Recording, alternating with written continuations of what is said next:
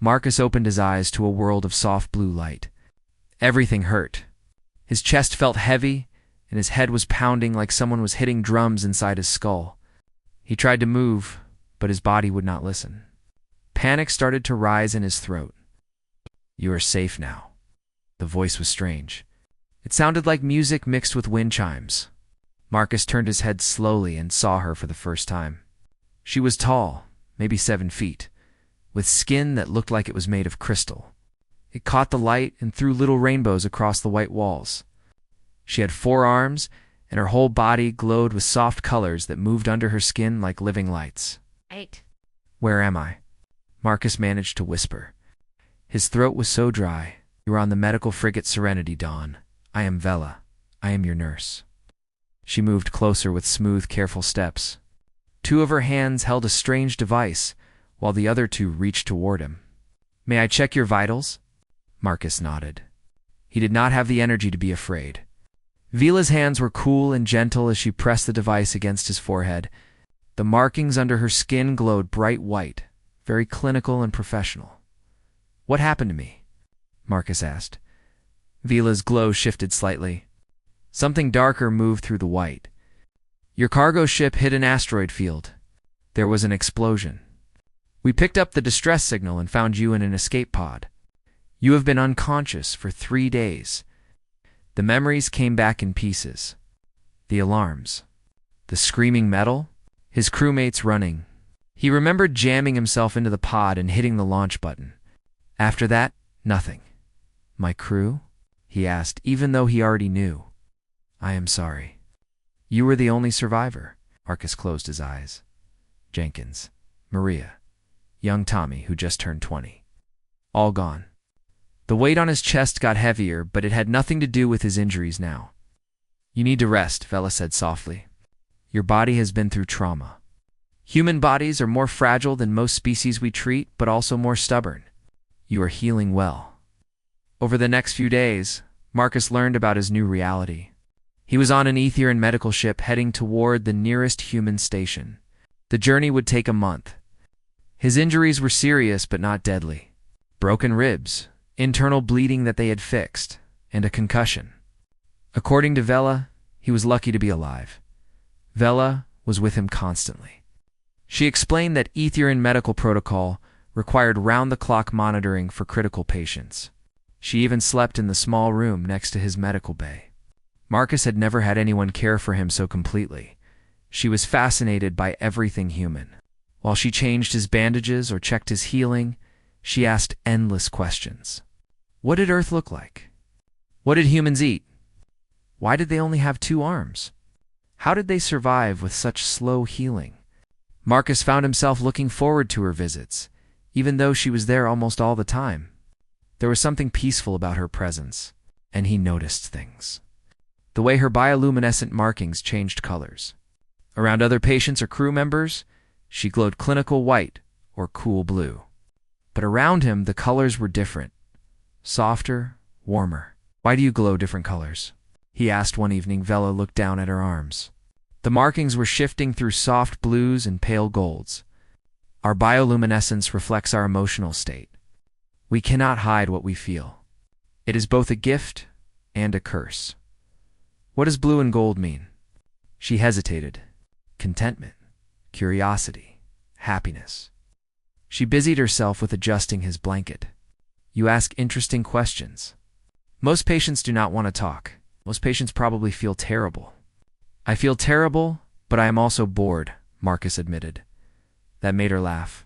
It was a beautiful sound, like bells. Her whole body glowed brighter for a moment, rippling with warm yellows. "Boredom is a good sign. It means you are healing. Tell me something about Earth, something beautiful." So Marcus told her about the ocean. He described the way waves crashed on the beach, how the water went on forever until it touched the sky. He told her about the smell of salt air and the feeling of sand between your toes.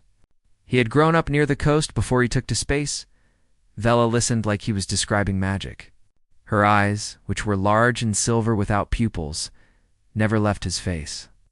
"We have water worlds in our databases, but I've never seen an ocean. Etherians evolved on a desert planet. Water in large amounts is still strange to us. Maybe someday I can show you Earth's oceans, Marcus said without thinking. The colors under Vila's skin went suddenly bright, flashing through pinks and purples before settling back to soft gold. She looked away quickly. That would be nice. Something shifted between them in that moment. Marcus could not explain it, but he felt it like a physical thing in the room as the days passed. Vila spent more and more time with him.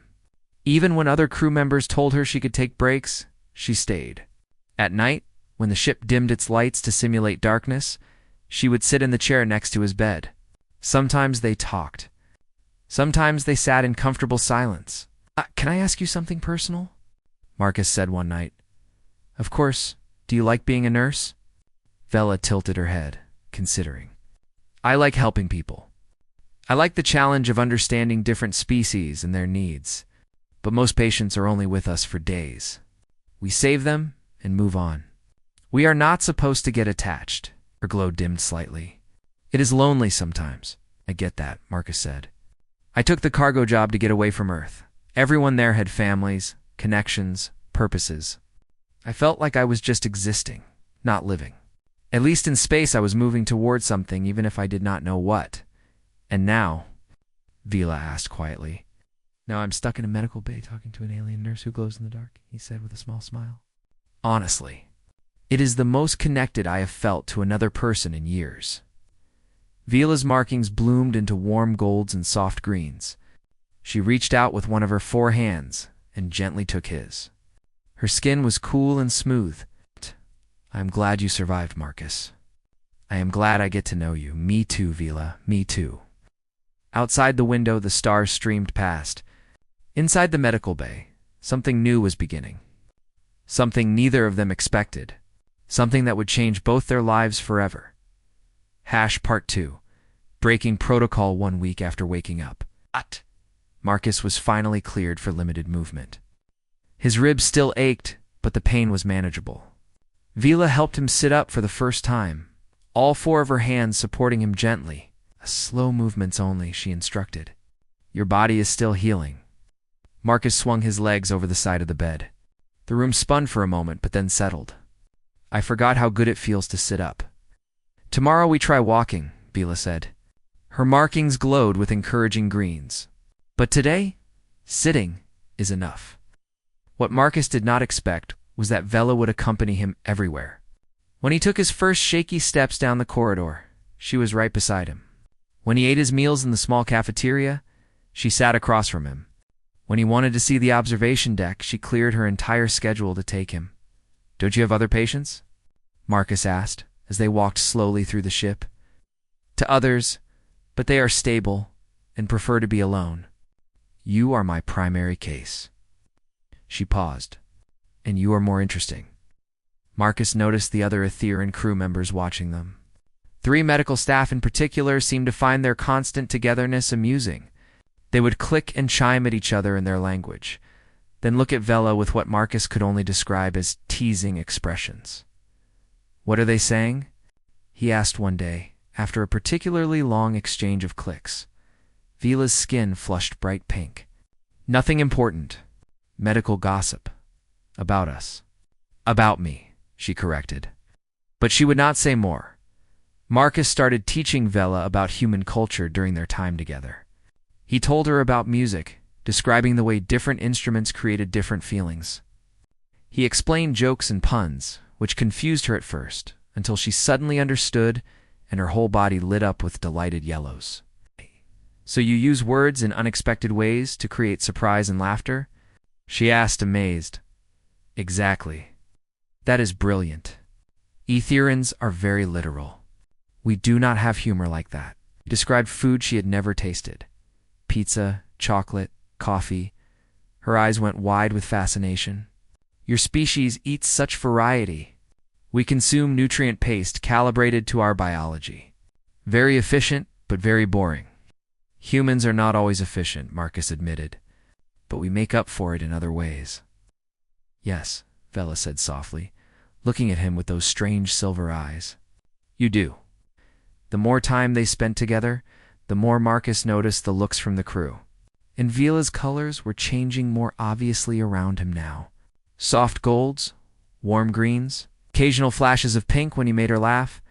Everything changed during the emergency drill. Alarms blared through the ship without warning. Red lights flashed.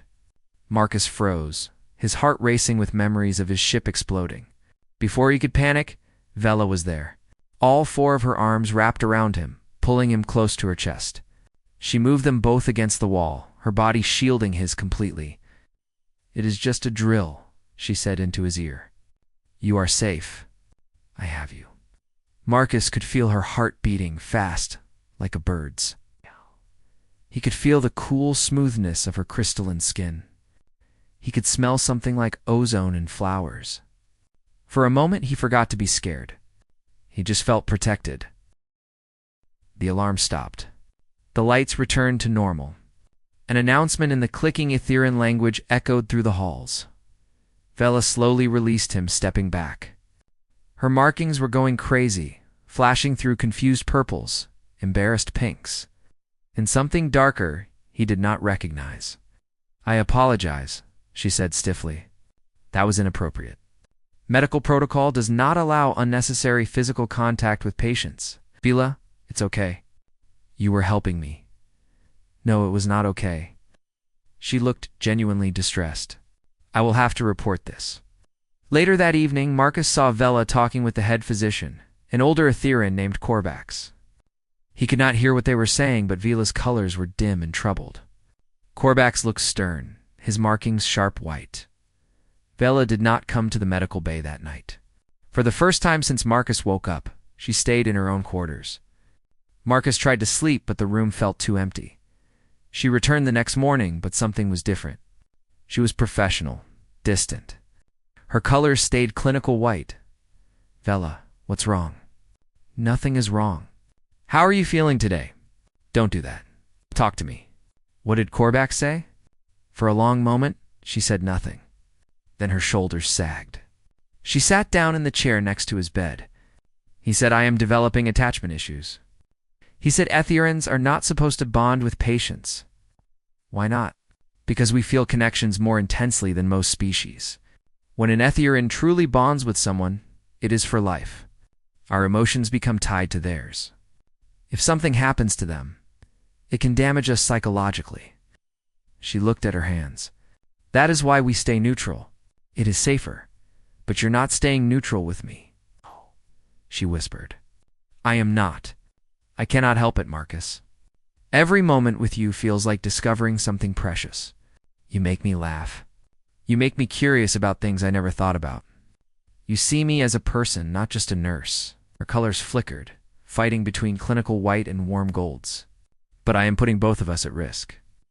Marcus reached out and took one of her hands. She looked startled, but did not pull away. "Maybe some risks are worth it," he said. "You do not understand. If I bond with you completely and then we separate, it could take me years to recover. And you would return to your life and forget about me eventually. I wouldn't forget you, Vela. All patients say that. Not all patients." She looked at him then, really looked at him. Her markings slowly shifted from white to soft gold to warm green. "No," she agreed quietly. "You are not." That night, she returned to sleep in the room next to his. Before she left him to rest, she stood in the doorway. "Marcus, can I tell you something?" "Anything." "In the 12 years I've been a nurse, I have treated hundreds of beings from dozens of species. Most were too traumatized to talk. Some were too arrogant to see me as anything but a servant. Some died despite our best efforts." She paused. "You were the first patient who ever asked me if I liked my job. The first who wanted to know about my life, my world. The first who made me feel like I mattered beyond my medical skills. You do matter, Vila. A lot." Her whole body glowed soft and warm. "Good night, Marcus. Good night."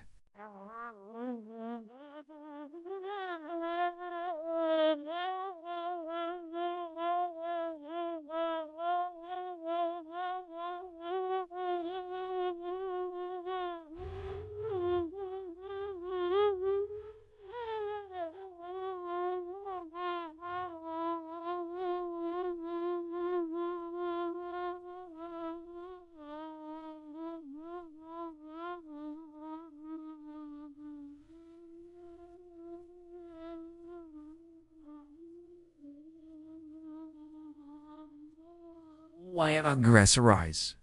Awkward. I cried and drove. He had come into space running from a meaningless life. Now he was lying in an alien medical bay, healing from injuries that should have killed him, talking to a four-armed nurse who glowed like a nightlight. And for the first time in years, he did not want to run from anything. He wanted to stay exactly where he was. Part 3. Forbidden Feelings Physical Therapy started on day 12. Marcus expected one of the other medical staff to supervise him. Instead, Vela showed up with equipment and a determined expression. "You will work with me," she announced. "Don't you have other duties?" "I researched human rehabilitation methods. I created a program specifically for your injuries." She held up a datapad covered in notes. "No one else on this ship knows human physiology like I do now." She was right. Over the past week, Vela had become an expert on human bodies.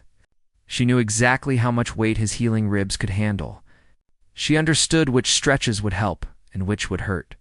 She pushed him hard, but never too far. The other medical staff definitely noticed. Marcus caught them exchanging looks, their bioluminescent markings flickering with amusement. One of them, a younger Etherean named Sorrel, spoke enough human language to talk with Marcus. "Vela is very dedicated to your recovery," Sorrel said one day, his tone suggesting more than the words said. "She's a good nurse. She is the best nurse. But she has never been this focused on a single patient before." Sorrel's markings flashed with friendly teasing. "We think it is cute." Marcus felt his face heat up, which made Sorrel laugh and walk away clicking happily to himself. The evenings became Marcus's favorite time. After therapy and dinner, he and Vela would go to the observation deck. It was a small room with a large window showing the stars streaming past. They would sit on the floor, shoulders almost touching, and talk for hours. Vela told him about Etheria, her home world. It was a planet of red deserts and crystal formations that sang in the wind. She described her family, her 3 siblings, her parents, who were both scientists. She talked about becoming a nurse because she wanted to help people. To matter in a direct way, Marcus told her about Earth's oceans, about the seasons changing, about autumn leaves and winter snow. He told her about his family too, though it was harder. His parents had died young. He had no siblings. He had friends once, but lost touch when he went to space. "You were lonely," Vela observed. "Yeah, I was. Me too," she admitted. "Being a nurse means constantly meeting people and constantly saying goodbye. I have colleagues, but not real friends.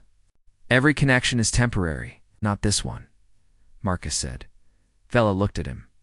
Her markings were glowing warm gold, with threads of deep green running through them. "Marcus, we need to talk about what happens in 2 weeks, the human station. We will arrive, and you will be transferred to human medical care. Then you will go home or get a new ship assignment. Either way, we will separate." The thought made Marcus's chest tight. What if I don't want that? What you want does not change reality. But her voice was sad. Her colors dimmed. "What do you want, Vela?" She was quiet for a long time. Outside the window, a nebula drifted past, purple and pink and beautiful. Finally, she spoke. "Etherians bond for life. When we form a deep connection with someone, our biology changes. Our bioluminescence syncs with theirs if they are also Etherian. Our emotions become tied together. It is why we are so careful about who we let close." She turned to look at him. "I am bonding with you, Marcus. I know I should not. I know it is against protocol, but I cannot stop it. Why are you telling me this?" "Because you deserve to know the truth. In my culture, what I am feeling would lead to a lifetime partnership. But you are human. You do not bond like we do. You will move on, and I will be left with these feelings for years, maybe forever." Her markings flashed with dark blues and purples. "I am being selfish. I should have kept my distance from the beginning." Marcus took one of her hands. "Vela, I don't know much about Ethereum bonding, but I know that every moment I spend with you feels important. I know that I wake up looking forward to seeing you. I know that when you're not around, everything feels a little bit gray." He squeezed her hand gently. "Maybe humans don't bond exactly like Etherians do, but we feel things deeply too. Marcus, ... I don't want to reach the human station, because reaching it means losing you. Vila's colors exploded into bright golds and greens and pinks. Her emotions were written across her skin for anyone to see. You should not say things like that. Why not? It's true. Before Vela could respond, Corvax appeared in the doorway. His markings were sharp and cold. Vila. A word. Now, she stood up quickly, her colors shifting to nervous whites and grays. I will return soon, she told Marcus, but her voice was uncertain. Marcus watched them leave. Through the window, he could see them talking in the corridor. Corvax was clearly angry. His gestures were sharp. Vela kept her head down, her whole body dim. When she returned, she looked shaken. What did he say? He is removing me from your care. Starting tomorrow, Sorrel will handle your treatment. Her voice was flat, but her colors betrayed her. Dark blues, deep purples, the colors of sadness and loss. Can he do that? He is the head physician. He can do whatever he thinks is medically necessary. She sat down heavily. He said, I have become too attached. He said, I am compromising my professional judgment. He said if I do not maintain distance, he will report me to the medical board and I could lose my license. That's not fair. It is fair, Vela said quietly. He is right. I have broken every protocol. I have let my feelings interfere with my duties. This is my fault. Vela, you haven't done anything wrong. You've taken amazing care of me. I have taken care of my feelings more than my patient. That is the problem. She stood up. I should go. Wait. But she was already leaving, her colors dim and troubled. That night, a solar storm hit.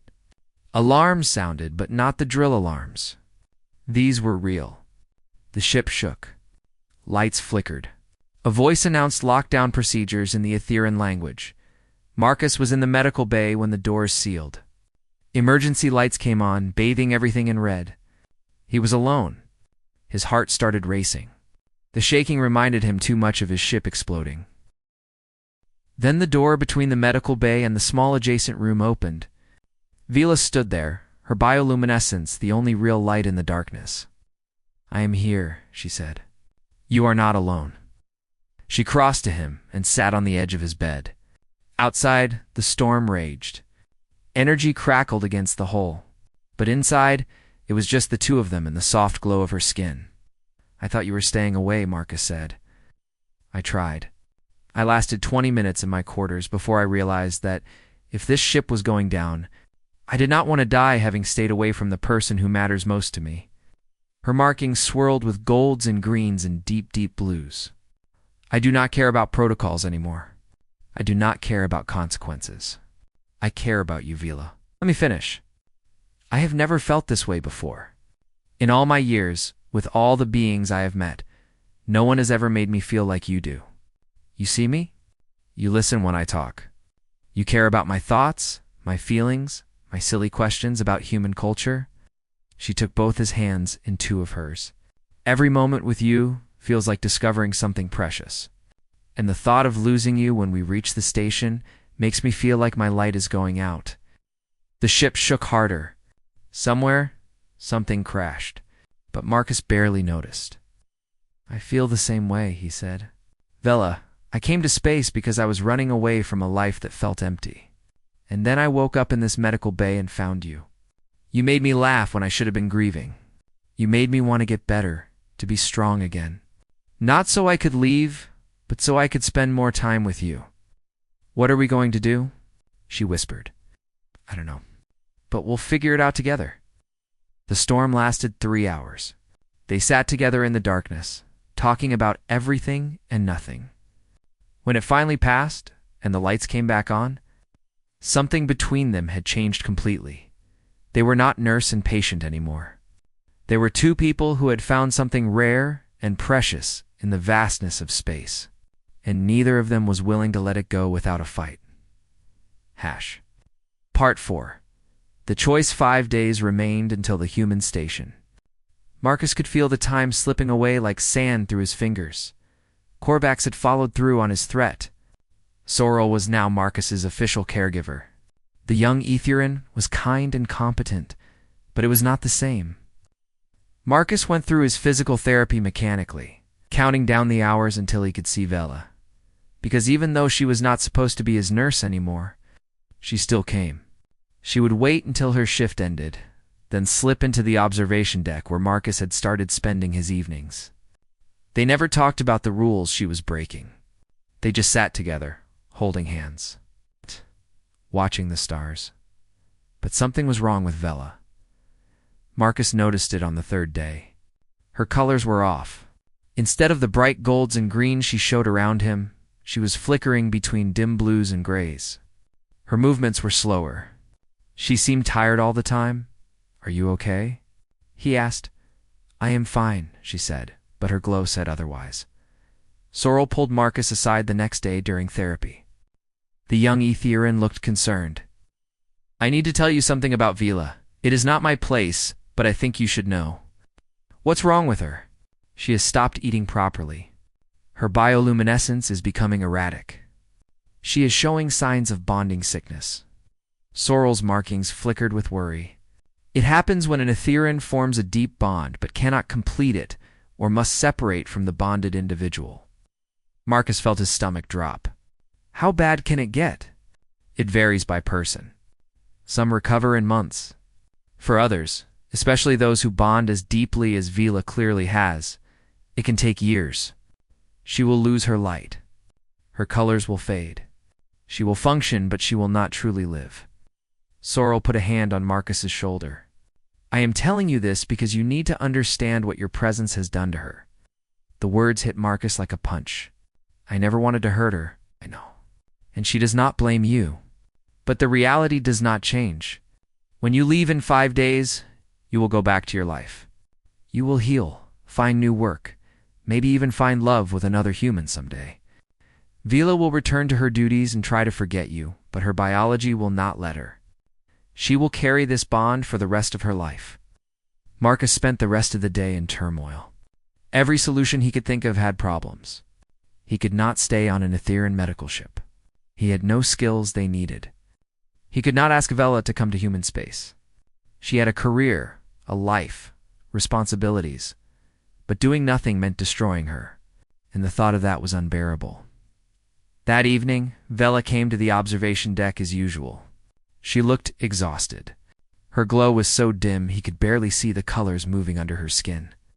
"Vela, we need to talk. I know what you are going to say." She sat down next to him, but kept distance between them for the first time in weeks. "You are going to say that we should stop seeing each other. That it will make the separation easier." "Actually, I was going to say the opposite." She looked at him, surprised. "Sorrel told me about bonding sickness. He told me what's happening to you." Marcus took her hand. "I can't let that happen. I won't." "Marcus, there is no choice here. You have to leave. You have a whole life waiting for you." "What life?" "A cargo job I took because I had nothing better to do? An empty apartment on a planet where I have no family? Friends I haven't talked to in years?" He shook his head. "That's not a life, Vela. That's existing. You taught me the difference? What are you saying?" Marcus took a deep breath. He had made his decision. It terrified him, but it also felt more right than anything he had ever done. "I am going to request asylum on this ship. I want to stay." Vela's colors flashed bright with shock. "You cannot be serious." "I'm completely serious. This ship needs someone who understands human psychology, right? You said most species you rescue do not talk to you? I could be a human culture consultant. I could help you understand patience better. Marcus, you would be giving up everything. I would be choosing something that actually matters. You matter, Vela. This, what we have. It matters more than anything I left behind." Vela stood up abruptly. Her markings were going wild, flashing through every color he had ever seen on her. Golds, greens, pinks, purples, blues, all swirling together. "You do not understand what you are offering. Etherians live differently than humans. Our culture, our food, our whole way of being. You would be isolated, the only human among dozens of aliens, and there is no guarantee they would even accept you. Then I'll convince them. I'll show them I can be useful. Why? She demanded, her voice breaking. Why would you sacrifice so much for me? Because I love you. The words hung in the air between them. Marcus had not planned to say them, but once they were out, he knew they were true. Completely, utterly true. Vila stared at him. Her bioluminescence went completely still for a moment, frozen. Then it exploded into the brightest, most beautiful cascade of colors he had ever seen. Golds like sunrise, greens like spring forests, pinks like flower petals, all of it swirling and dancing under her crystalline skin. You love me, she whispered. I love you. I don't know when it happened. Maybe when you held me during the drill. Maybe when you laughed at your first human joke. Maybe it was from the moment I woke up and saw you. But I know it's true. Vela crossed to him in 2 quick steps. She took his face in 2 of her hands, her other 2 hands gripping his shoulders. Her eyes searched his face. I love you too. I have loved you for weeks, but I was too afraid to say it. Too afraid it would make everything harder. Does it make it harder? Yes, she said, but she was smiling. Her whole body was radiant with joy. But it also makes it worth fighting for. They talked for hours, planning. Marcus would speak to the captain in the morning. He would formally request to join the crew as a human consultant. It was unprecedented, but not impossible. They might say no, Vela warned. Then I'll find another way. I'll apply to work on every Aetherian ship until one says yes. I'll learn your language. I'll prove I'm serious. You are crazy, probably. But I am also right. You know I am. Vila rested her forehead against his. It was an intimate gesture in her culture, one reserved for the closest bonds. If you do this, if you truly stay, everything changes. I will bond with you completely. My life will become connected to yours in ways you cannot fully understand. If you are hurt, I will feel it. If you are happy, I will glow brighter. We will be tied together for the rest of our lives.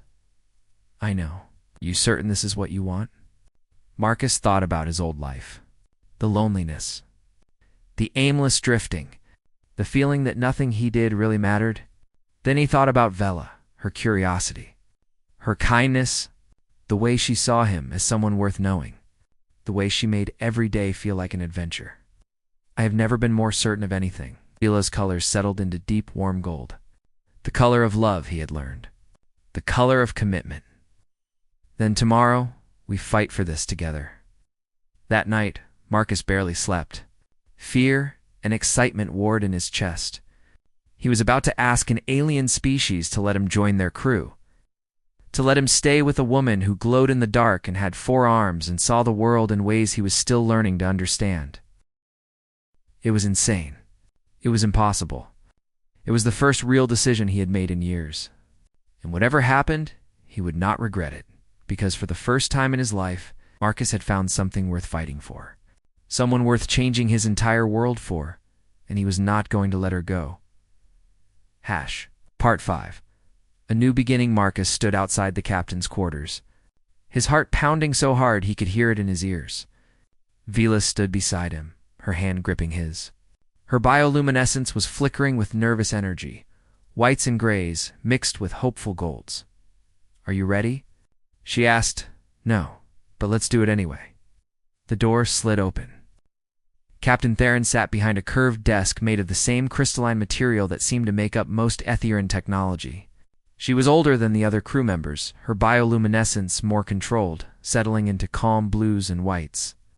Her silver eyes studied Marcus with intense curiosity.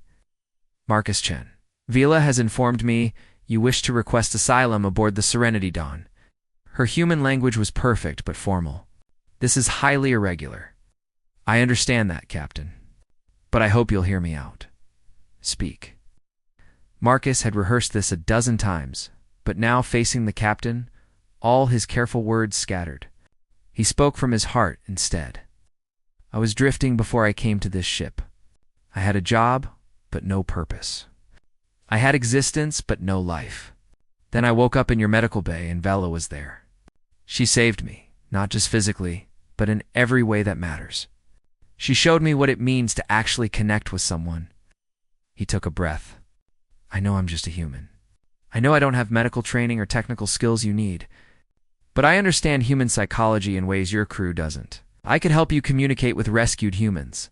I could bridge the gap between species. And I promise you, I will work harder than anyone on this ship to prove I belong here. Captain Theron was silent for a long moment. Her markings stayed neutral.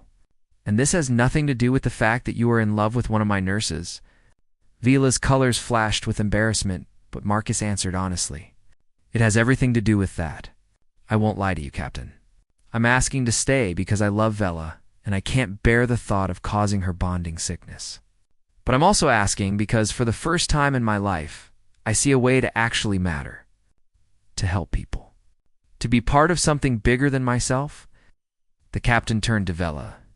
And you? You are willing to bond permanently with a human. To tie your life to his, despite the risks. Yes, Captain. Vila's voice was steady. I know the risks. I know it is unprecedented. But I also know that Marcus is the most genuine person I have ever met. He sees beyond species, beyond differences. He just sees people. That is rare. That is valuable. And yes, I love him. I will bond with him whether he stays on this ship or not. But if he stays, I can continue to serve while being whole instead of broken. Captain Theron stood and walked to the window. Stars streamed past outside. Humans have never requested to join Aetherian vessels before. You would be the first. That brings complications, resources, accommodations, cultural integration. I'll adapt, Marcus said quickly. I'll learn your language. I'll follow your customs. I'll eat nutrient paste if that's what it takes. The captain's markings flickered with what might have been amusement. The nutrient paste is not mandatory. We do have other food. She turned back to them. I am not unsympathetic to your situation, but I cannot make this decision alone. The crew must vote, and you must prove your value beyond being Vila's mate. How do I do that? We have a rescue mission in 2 days. A colony transport had mechanical failure. 70 beings from 6 species, including 12 humans. They are frightened, hurt, confused. You will assist with the humans. Show me that your presence makes a difference. I will. Thank you, Captain. Do not thank me yet. Provisional status only. If the crew votes against you, or if you cannot demonstrate value, you transfer to the human station as planned. Her gaze softened slightly. But I hope you succeed. It would be good for this crew to see what happens when beings choose connection over convenience. The next 2 days were a blur. Marcus studied everything he could about trauma response in humans. He practiced introducing himself in the Aetherian language, though his attempts made Vila laugh until she glowed bright yellow. The crew watched him with open curiosity now that his request was public knowledge. Sorrel gave him encouraging clicks. I voted yes already. Anyone who makes Vila glow that brightly deserves to stay. Corvax, however, remained cold. I still believe this is a mistake. But the captain has made her decision. When the rescue mission arrived, Marcus saw the scope of the disaster. The transport ship was barely holding together. Families huddled in groups. Children cried. The air was thick with fear. The 12 humans were clustered together, speaking in rapid, frightened voices. Marcus approached slowly, hands visible, posture open. Hey, I'm Marcus. I'm human like you. You're safe now. The effect was immediate. Faces turned toward him. One woman started crying with relief. Oh, thank God, someone who speaks English. You're all going to be okay. The Aetherians are incredible doctors. I know they look different, but they're good people. They saved my life a few weeks ago. Spent the next 6 hours moving between the human survivors, translating not just words but emotions, explaining Aetherian medical procedures in ways that made sense to frightened people, holding hands with a scared child while Vila set her broken arm, sitting with an old man who just needed to talk to someone who understood Earth references. Vela watched him work, her colors bright with pride. But Marcus also noticed the other crew members watching, nodding, clicking softly to each other. By the time the last human was settled in the medical bay, Marcus was exhausted, but he had never felt more fulfilled. Captain Theron found him in the cafeteria that night. "You did well today. The humans trust you. More importantly, you helped my crew understand them better. That has value. Does that mean the crew votes tomorrow?" "But Marcus." "I am voting yes." The vote was held in the common room. All 27 crew members present. Marcus stood before them, Vila beside him, while Captain Theron counted hands raised for yes or no. 24 yes. 3 no. "Marcus Chen, welcome to the crew of the Serenity Dawn." Vila's colors exploded like fireworks. Marcus pulled her close, laughing with relief and joy. Around them, the crew clicked and chimed in what he was learning to recognize as celebration. The next weeks were intense. Marcus had to learn systems, protocols, the basics of the Etherean language. He was assigned quarters next to Vila's, though they spent most nights together. Talking until the ship's lights dimmed, he assisted with every rescue involving humans. His presence made a measurable difference. Humans calmed faster, healed better, trusted the Etherean crew more readily. Slowly, grudgingly, even Korvax admitted that Marcus added value. But the real change was in Vela. Her bonding sickness disappeared within days. Her colors were brighter than anyone on the crew had ever seen them. She glowed constantly with golds and greens and joyful pinks. Other Ethereans would stop just to look at her, amazed by the intensity of her bioluminescence. "You make me radiant," she told Marcus one night in the observation deck. "You were always radiant. I just get to see it up close." 3 months after joining the crew, Marcus assisted in his most challenging rescue yet. A human colony ship had been attacked by pirates. 40 survivors, most with severe trauma. Marcus worked for 30 hours straight, moving between patients, offering comfort in their own language, helping the Etherean medical team understand human psychological needs. When it was over, Captain Theron made an announcement. "Marcus Chen has proven himself invaluable to this crew. I am offering him a permanent position as human culture liaison and psychological consultant. This is now his home for as long as he wishes." That night, alone in the observation deck, Vila took both of Marcus's hands and all 4 of hers. "Do you regret it? Giving up your old life?" Marcus looked out at the stars. He thought about his empty apartment on Earth, the cargo job that meant nothing, the loneliness that had followed him everywhere. "I didn't give up my old life. I traded existing for living. I traded emptiness for purpose. I traded being alone for being with you," he smiled. "Best trade I ever made." Vila glowed so brightly she lit up the entire room. "My people have a saying. The best medicine is not what heals the body, but what gives the soul a reason to stay. You gave me that reason?" "No," Vela said softly. "We gave it to each other." Marcus had saved her from bonding sickness, but she had saved him from something worse. From a life lived in gray, where nothing mattered, and every day blurred into the next, now. Every day was vivid, challenging, meaningful. He woke up with purpose. He went to sleep fulfilled.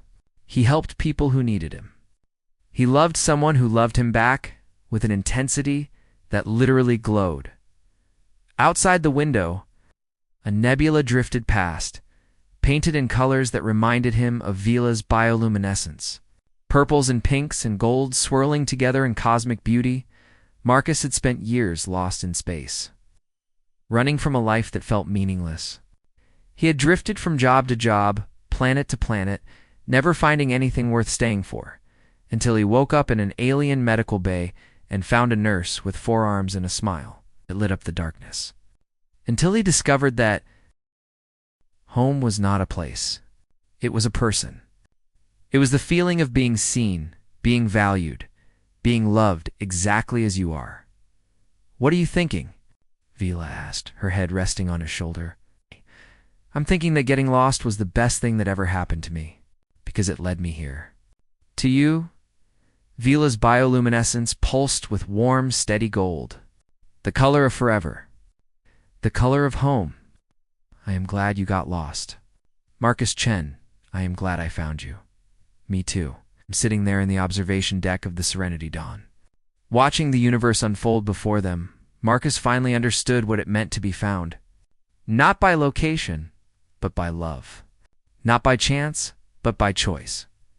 He had chosen Vela. She had chosen him. And together, they had chosen a life that mattered. It was the most human thing of all. To risk everything for connection. To choose love over logic. To believe that sometimes, the most important journeys are the ones that lead us home to another person's heart. Marcus was home.